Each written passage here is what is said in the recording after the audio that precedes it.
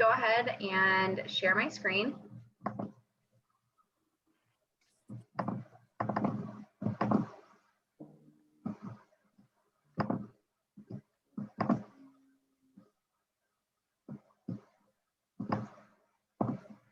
So, all right, everyone, welcome to week 6, our final week.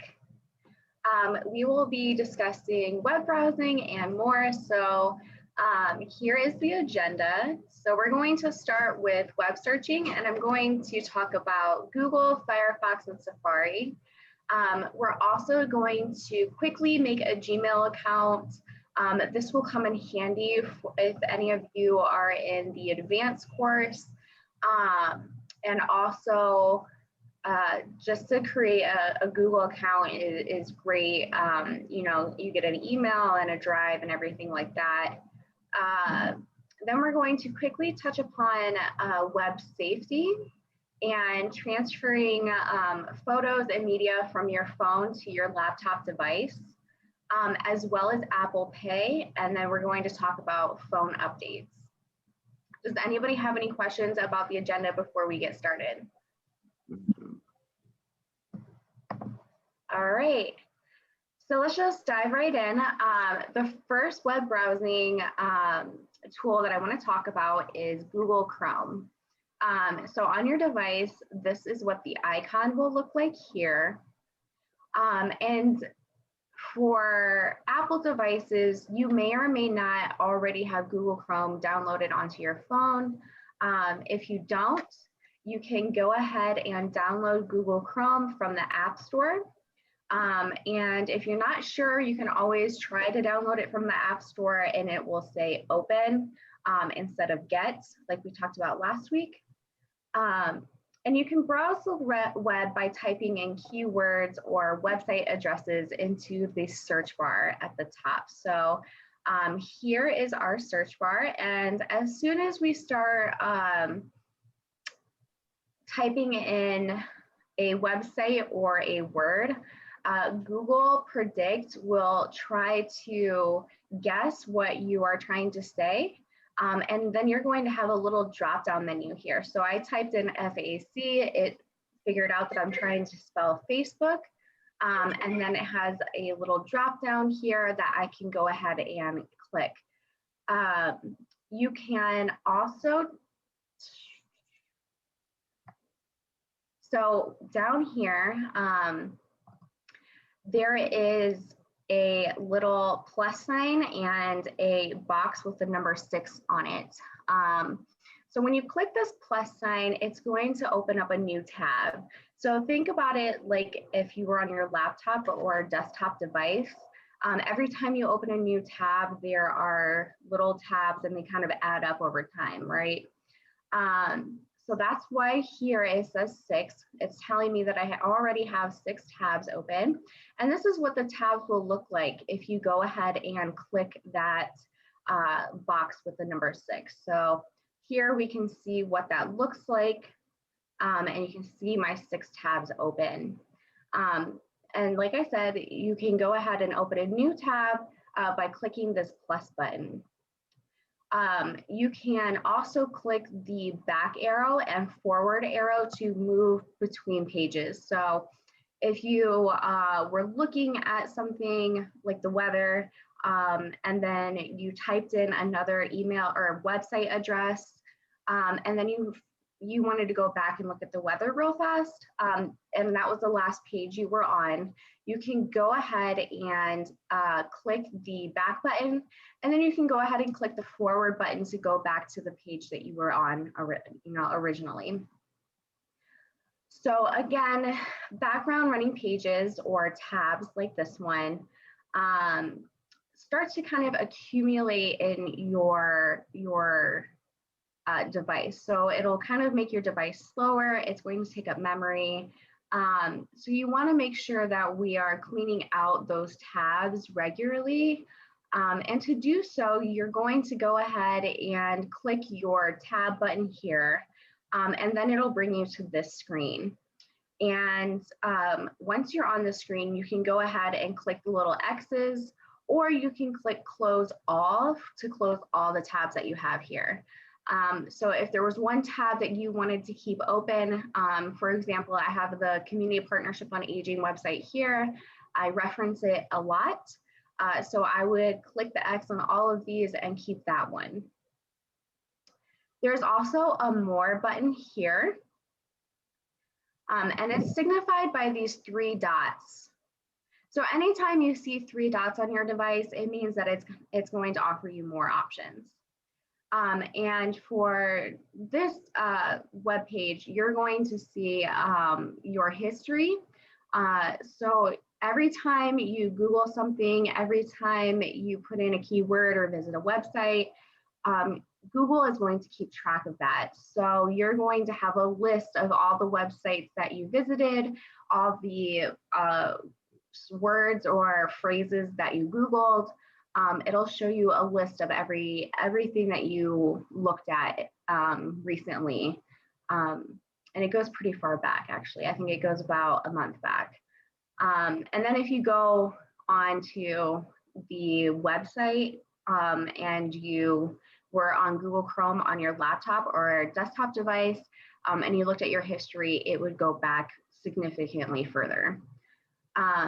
And then you're also going to have an option for a new tab. So even though we already have this plus button here, there's also an option for a new tab. And there's also going to be an option for an incognito tab. And that's symbolized by the glasses and hat here. You can see one here. So even if you wanted to go ahead and open up a new incognito tab, not using the More button, you can click the box with the 6 in it, your tab counter here, and then you would switch over from regular to incognito here. You could click that and then click the plus sign, and then you would open up a new incognito tab that way. So there's 2 different ways to go about doing that.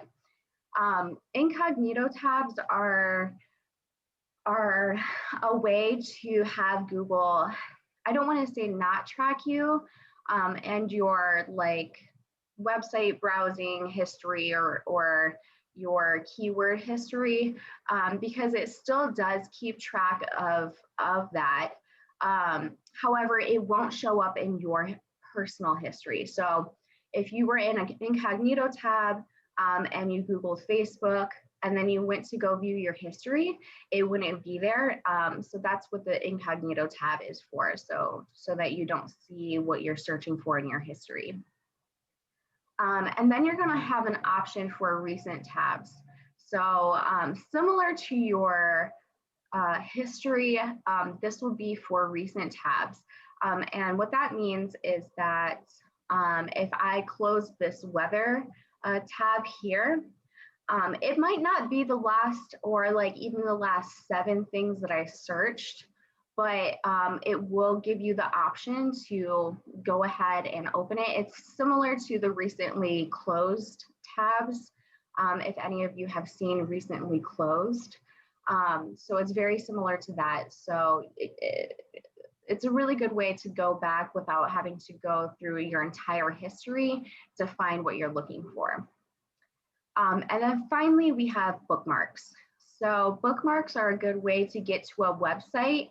And it's kind of like favoriting a website in a way, so you can go ahead and get back to it quickly without having to type in the keyword or the website or go through your history or anything like that. And that is also here. So as soon as you open up your Google on Chrome application on your device, it's going to ask, do you want one of your bookmarks? Do you want one of your recent tabs, or do you want one of your history? And so to bookmark a, oh, I don't have it on my screen, but to bookmark a website, there should be a little star next to the website address after you get to that website page. So if I went to Facebook, I might have an option to have a star, or I would have to click the More button and then click Add Bookmark. So does anybody have any questions about that? Google Chrome.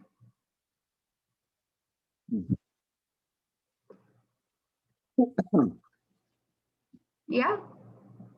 I don't know how to unmute. Oh, am I on? Yep, you're already on.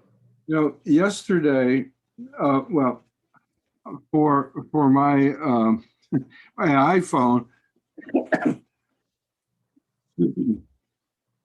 I was using just Google, not Google Chrome. And Rebecca said, well, no, you got to try Google Chrome. So I did. It opened up a whole new world for me because now my phone emulates my computer. I've Right. used Google Chrome on my computer for some time, and it like allows you with a few clicks to get anywhere on the internet you want, particularly with the bookmarks. It's a tremendous saver. Absolutely. Highly recommend it.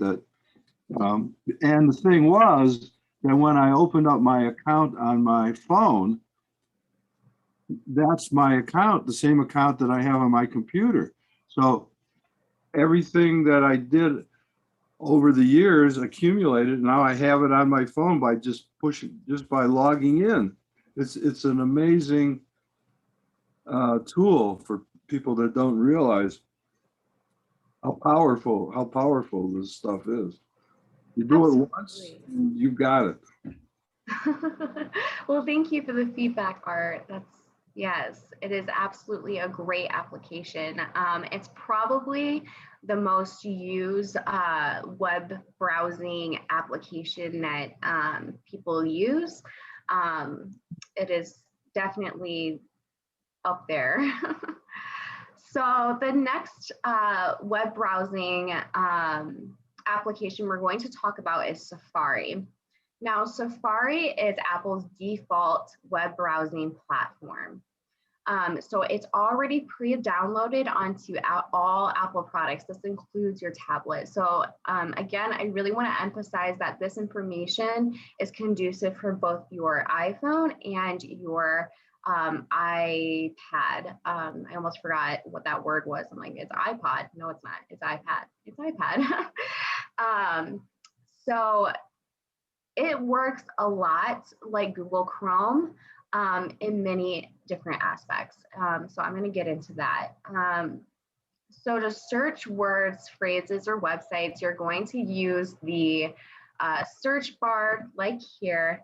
And again, Safari will predict the words, phrases, or website that you are trying to get to and have a drop-down menu similar to Google Chrome. And then to view your history,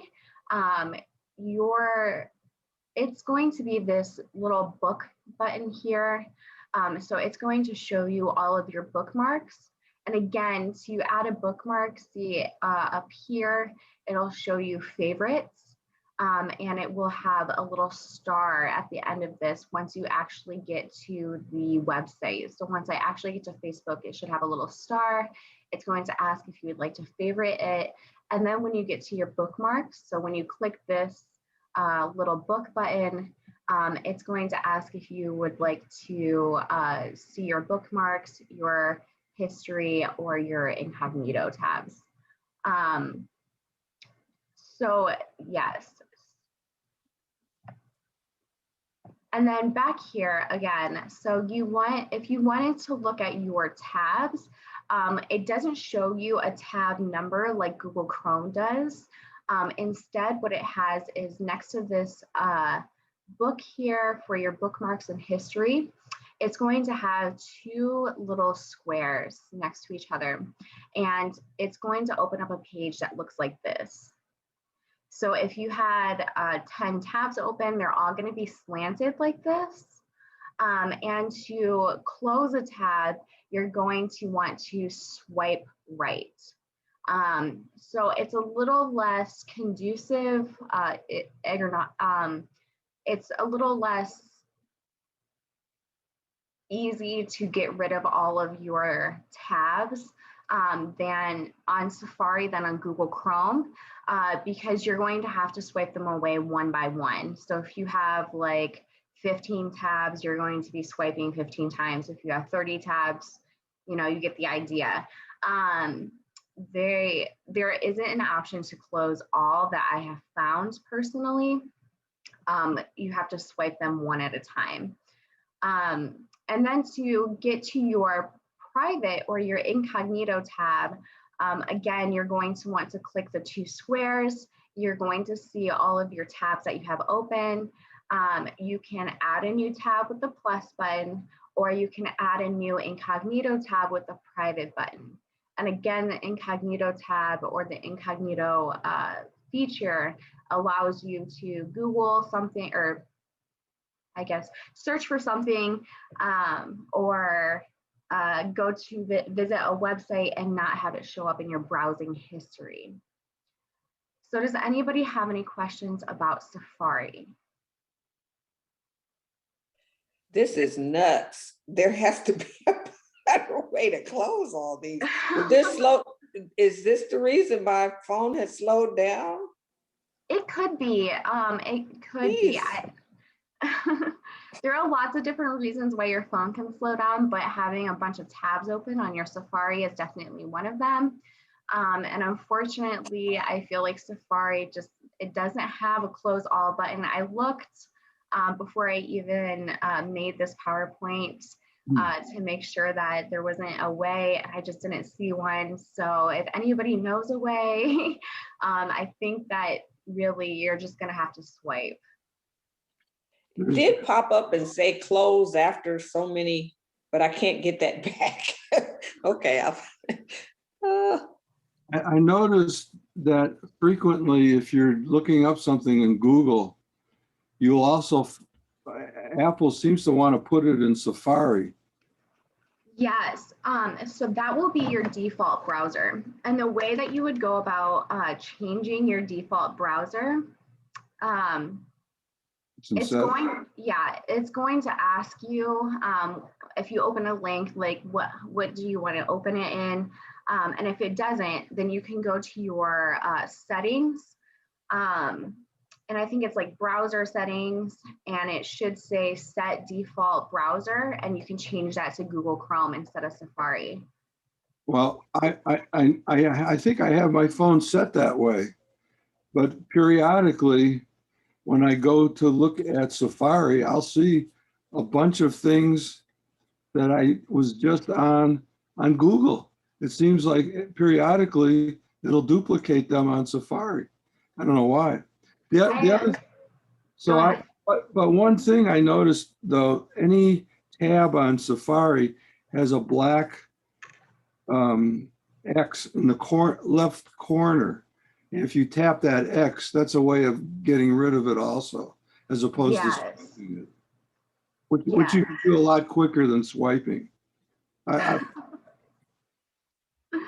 Yes, thank you, Art. Yes, that is another way to go about doing that if your phone allows. I think the newer phones got rid of the X's and requires you to swipe.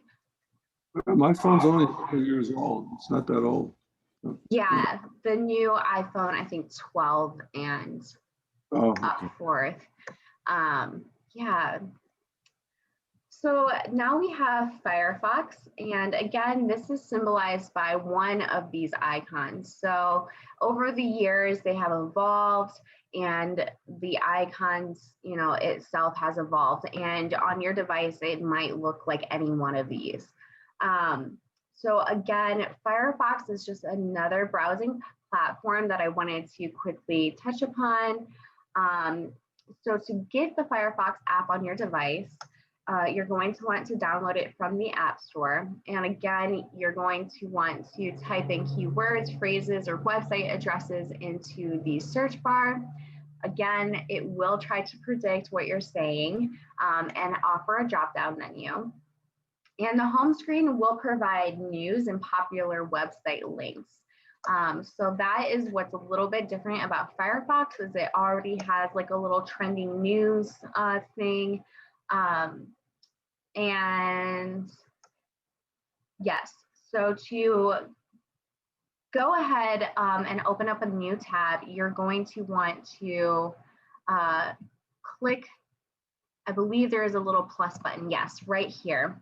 So once we get to, this is your main page, and there's going to be a little square with a number 1. So we only have one tab open. And if we click that, we're going to be offered a trash can to delete this tab.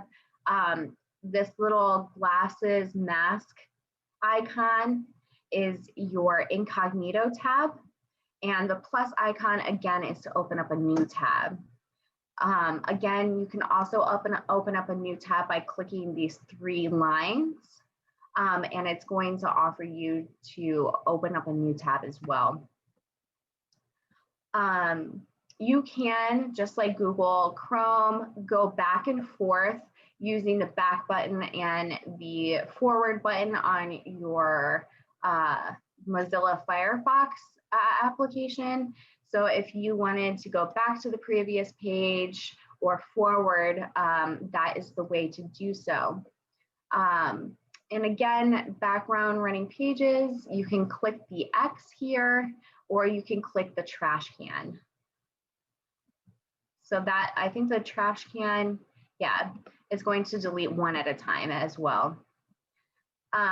So on the More button here, you're going to have a few options. You're going to have logins and passwords. So it's going to keep track of all of your login and passwords. I think that Google also does this. It will offer if you go to a website and you're trying to log in, it'll say, do you want me to remember you? So that in the future, when you go try to log in, it will already have your password and your username saved. Here you can scroll through logins and passwords for each website that you have saved. There's also a button to go back to your home screen, which is this screen here. There is also your library, which includes your history, bookmarks, and recent tabs. And then you can block images on this web browsing platform. And you can also enable night mode. So enabling night mode will change the background. So here the background is white, but if you have night mode on, the background will be black. And it's just a really good way to actually save battery because white takes up so much of your screen power. Black makes it a little bit better for your battery. And especially at night, the white won't blind you. And then you also have settings, and that's going to be various settings, such as like what it wants you, like cookies settings and a bunch of other settings like that. So if you wanted to go through your Mozilla Firefox settings, it should provide you with some information about what each one does. So does anybody have any questions about Firefox?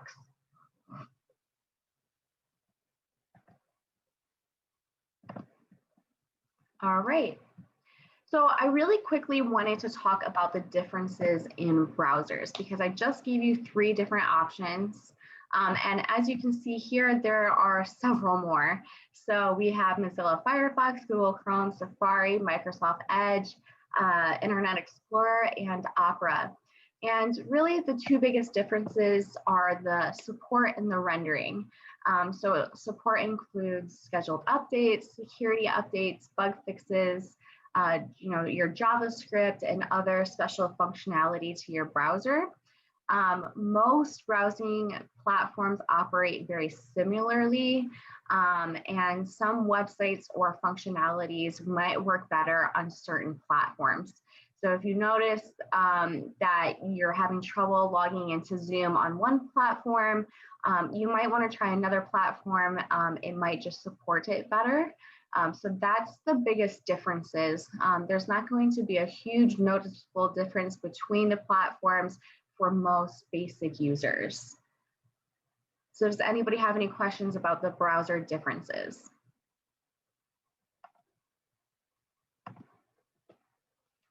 All right, and now we're going to go ahead and create a Gmail account. So once we are here, it's going to offer here. So I'm already logged in, but if you weren't logged in, this is the screen that you're going to see, right? And then it's going to have you create a Google account. So you want to create a new Google account if you are a new user. And so we will go ahead and type in our first name and our last name. And then it's going to offer you a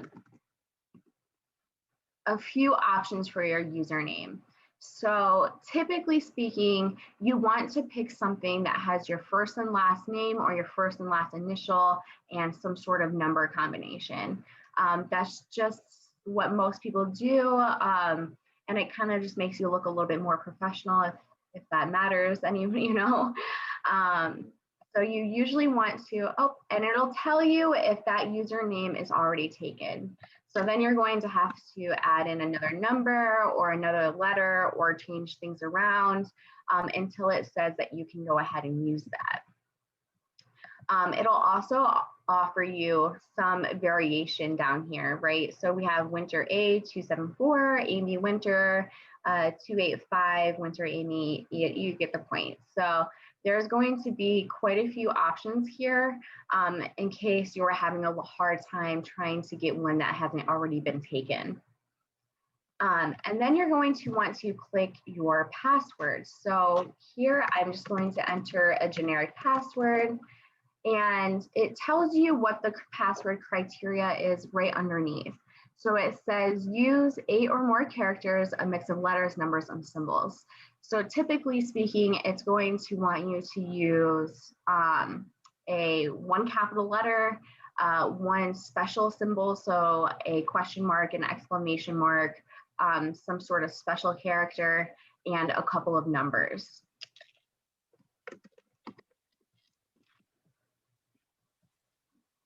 Alex, is this a PC that you're using as opposed to a phone? Yes, so I really wanted you to get this on a PC rather than a phone real fast. So just so that you guys know how to make a Google account so that you can add it to your device. And this will come in handy if any of you are in the advanced program. She's going to be talking about Google accounts.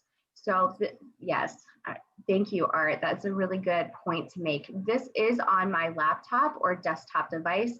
You can also do it on your phone. It's just a little bit trickier because it's a smaller screen. But yes, you can do it both ways. So next it's going to say enter your mobile phone number. It is optional. You do not have to enter your mobile phone number if you do not want.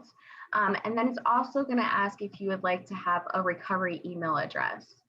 Again, that is optional. So if you have another email address that, that you use, you can have it as your recovery email just in case you forget the password to this email address. And then it will send you a confirmation through your other email.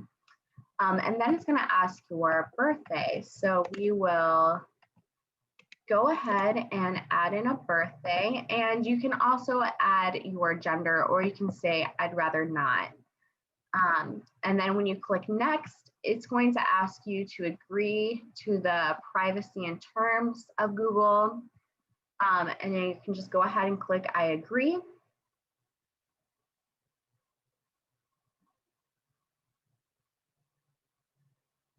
Come on, I know you can do it.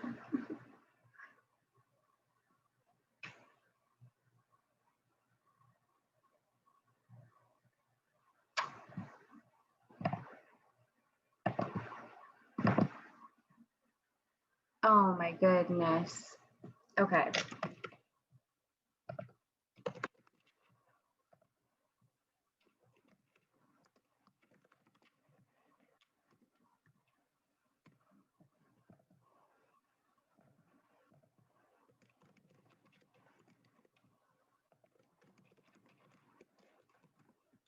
So bear with me just a moment.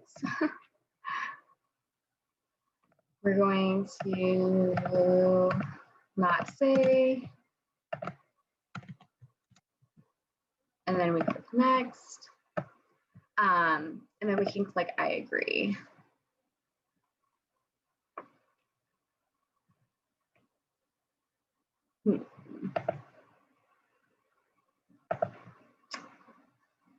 Oh, perfect. Okay. Had me a little concerned there for a second. And then as soon as you make your Google account, it's going to take you directly to your Gmail. And this will just be an email talking about thank you for finishing setting up your account. And at the top here, these Google apps will show you all the different options that you have that are built into your Google account. So you have Google Search, Google Maps, YouTube. You will be signed in through all of these. So once you make a Google account, you get access to all of these and you'll be signed into all of them on your account. So does anybody have any questions about Google accounts?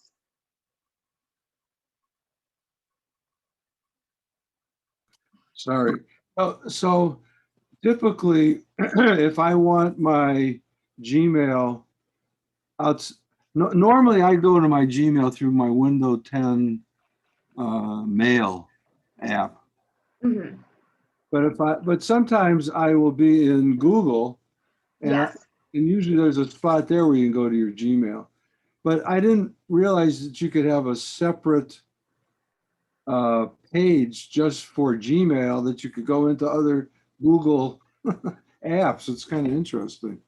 Yeah. So as soon as you make your account, this is what you're going to be seeing. And then you can also go back to search and it will still have you sign in at the top here. So your history will be collected. And if you go into YouTube, it's going to be the same thing. You're going to be signed in, not with Community Partnership on Aging. Usually it'll say your name. And same with your drive. So you automatically have a drive, which is just a storage that will be logged into you. Everything here will be logged into you and you have access to all these features. So it's a really good account to make because it comes with so much and it's free. So yes. Okay. Now moving on to web safety. It is very important to treat your iPad or your iPhone, again, like a computer, especially when you're web browsing. So you want to make sure that you create passwords that are strong, and typically you want to have a different password for each account that you have, because if somebody has access to that one password, they have access to all of your accounts, right? And you want to make sure that you're securing your accounts with passwords. And it's also a really good idea to add a two-step verification. Typically now, a lot of accounts will ask if you would like to add a two-step verification. And the way you would do that is by entering another email or your phone number. And that way, when you try to log in, not only do you have to use your password, but you're also going to have to click yes on your device, whether it be your phone or your iPad. It's going to ask, are you trying to sign in? And you'll have to click yes from your own device. So just in case someone has your password, they don't have your phone to click yes and to authenticate it. Again, when in doubt, throw it out. So if you have any emails that are, you're not aware of these people, those are often scam emails, and they're going to try to get access to your personal information. So if an email looks unusual, just go ahead and delete it. A lot of times they'll try to trick you by having something that looks like Google, but it's like one letter off, or maybe it has an umlaut over the O, or it has some sort of variation of Google support. And if you look carefully at the website address or the email address that was sent to you, that's how you can best tell if it's a scam or not. So don't open any links. Again, no links from people that you don't know or any email that looks unusual. You can also use a firewall security protection for your computer. Your operating system, which is your Apple operating system, iOS, already has a built-in firewall setting on your device. And you want to make sure that you're logging out of applications and websites when you're done using them so that people can't take that information and you're not still logged in. So quickly, some of the most common scams that we see are a request for a short loan or short-term loan, a request to validate your banking information, install this required software, or you've won a prize. So any of those types of emails, you really want to be extra cautious. So does anybody have any questions about web safety?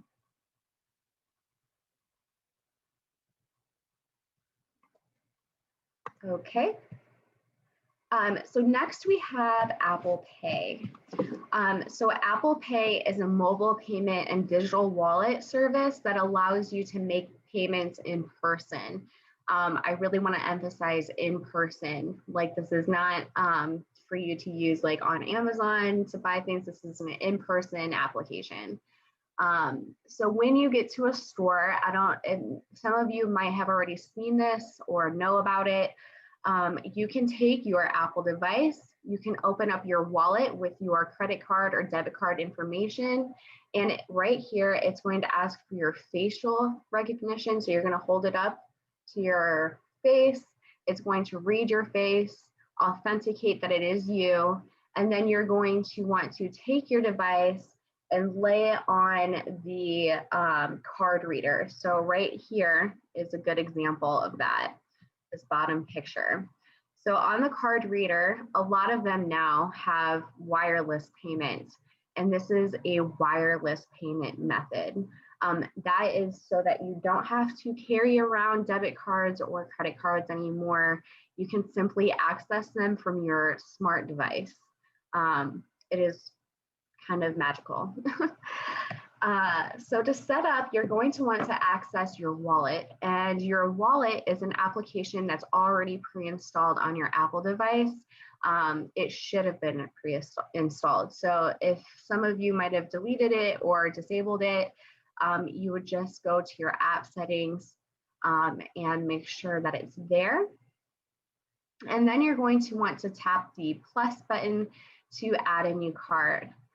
It's going to prompt you with steps on how to add a new card, and you might be required to download an app from your bank or your card issuer to add that card to the wallet. I personally haven't had to do that.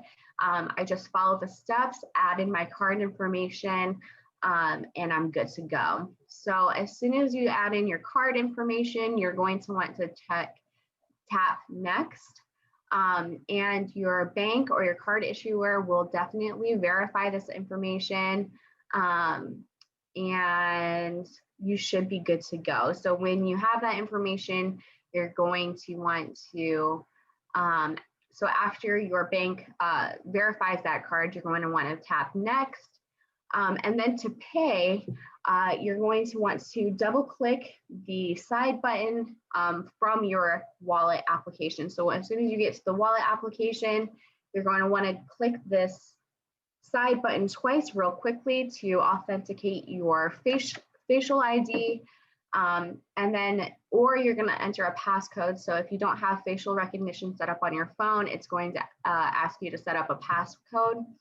And then you're just going to want to tap the top of your phone near a contact reader, a card reader, until you see a done or a check mark display on your device. So it's really pretty simple and straightforward to use. It's a great way just in case you left your wallet at home, but you have your phone, which has happened to me quite a few times, actually. It's kind of embarrassing. That way you can go ahead and pay for what you need throughout the day. So does anybody have any questions about Apple Pay? I just have one comment about the wallet. If you go into the grocery store, you want to be sure your phone is charged before you get there. That's happened to me. It's like, oh, let me hurry up and get out of here, because if my phone dies, I'm in trouble. So absolutely. No, that is great. That is a great tidbit. Of course, you want to make sure that your device is charged. Otherwise, if you don't have a device and you don't have your wallet, sometimes you just don't think about it, you know? Right. I have had the same thing happen to me. I'm like, wait, I have 3%. Do it quick. Yeah, exactly. Let me hurry and find a short line here. Absolutely. Oh, that is too funny. Okay. So transferring media from your device to your laptop or desktop, you're going to want to connect your device to your desktop or laptop using the cord, this is a good. So the charging cord that your phone or laptop, your iPad comes with is perfect because it has the USB, and you're going to want to put it into your laptop on the side where it has the USB port, plug in your device, and then turn on your phone, unlock your phone, and then your PC will go ahead and say, do you want to start importing media? It'll say like, a device was recognized. Do you want to start importing the media from your device? And then you can select the items that you would like to start importing from your laptop or desktop. And it'll ask you how you want to open it. So it'll ask if you want to select photos using the photo app, or if you want to, import videos using the movie app. It's going to prompt you, and it'll kind of make it step by step. So it should be pretty foolproof. And then you're going to allow a few minutes for the detection and the transfer.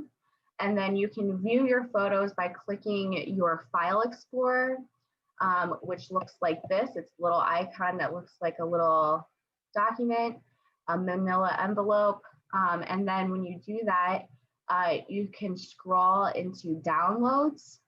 So you have documents, downloads, your PC. And then when you click downloads, you're going to see all of your downloaded photos on your device. And that way you can free up some of your device storage, because now you have downloaded it into your laptop and you can delete it from your phone. Anybody have any questions? All right. So last but not least, we have updates.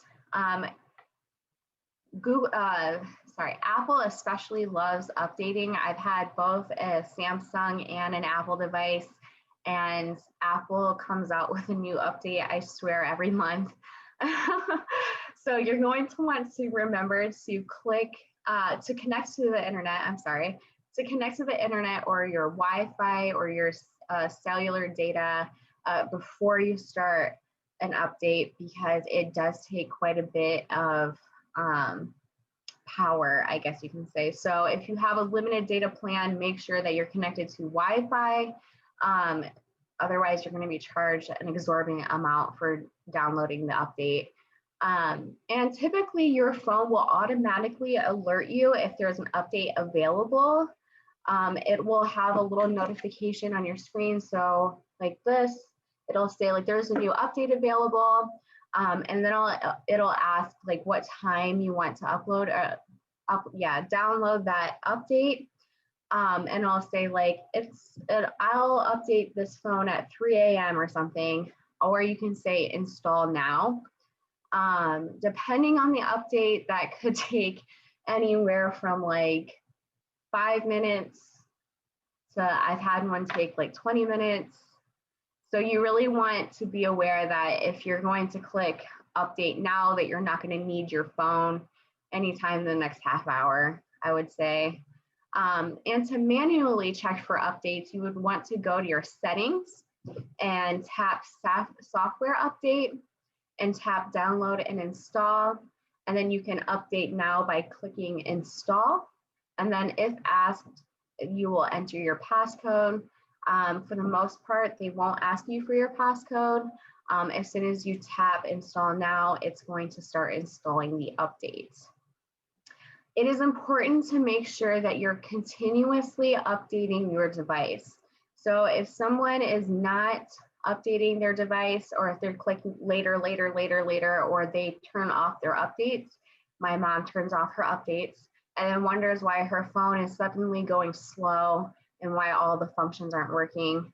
It's because your phone hasn't been updated and it's not getting that information and functionality from the updates itself. So you really want to make sure that you're getting the updates, otherwise your phone can lose its functionality and go slower, and some things just won't work at all. So does anybody have any questions about updates?